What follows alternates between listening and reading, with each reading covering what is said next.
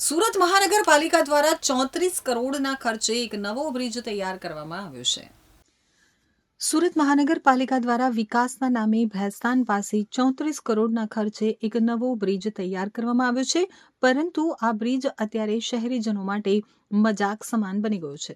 વડોદરાથી કરડવા તરફ જતા માર્ગ ઉપર વાહન ચાલકો 600 મીટરના બ્રિજના એક છેડેથી ચડી અને બીજા છેડે ઉતરે તો છે, પરંતુ ત્યાંથી તેમને પાછા ફરવું પડે છે. આ પાછળનું કારણ છે કે તંત્ર દ્વારા તૈયાર કરાયેલા બ્રિજનું ઉદ્ઘાટન તો કરી દેવાયું, પરંતુ બ્રિજની સામે રેલવે લાઇન ક્રોસ કરતો કનેક્ટિંગ બ્રિજ હજુ સુધી બન્યો નથી, જેના કારણે વાહન ચાલકો 600 મીટર બ્રિજ ક્રોસ કર્યા પછી અટવાઈ જાય છે. ઉલ્લેખનીય છે કે આ દ્રશ્યો જોઈને એવું લાગે છે કે જાણે બાળકો બગીચામાં લપસણી ખાવા દાદર ચડીને આવે છે અને ત્યાંથી નીચે ઉતરીને ફરી પાછા લપસણી ખાવા આવી જાય.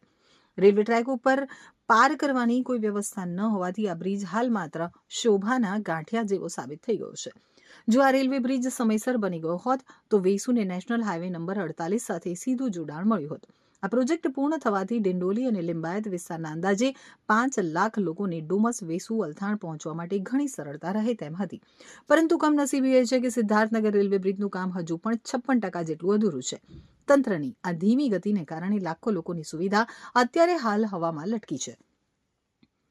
તો વર્ષ 2019માં જ્યારે આ પ્રોજેક્ટનો વર્ક ઓર્ડર આપવામાં આવ્યો ત્યારે આશા હતી કે 2.5 વર્ષમાં કામ પૂર્ણ થઈ જશે, પરંતુ આજે 7 વર્ષ વીતી ગયા હોવા છતાં કામગીરી પૂર્ણ થઈ નથી. આ વિલંબને કારણે પાલિકાની તિજોરી ઉપર પણ આર્થિક ફટકો પડ્યો છે. જે પ્રોજેક્ટનો મૂળ ખર્ચ 69 કરોડ રૂપિયા હતો તે વિલંબના કારણે વધી અને હવે 74 કરોડ સુધી પહોંચી ગયો છે. આમ જનતાના પરસેવાના 15 કરોડ રૂપિયા માત્ર તંત્રની બેદરકારીને કારણે વધારે ખર્ચાયા છે.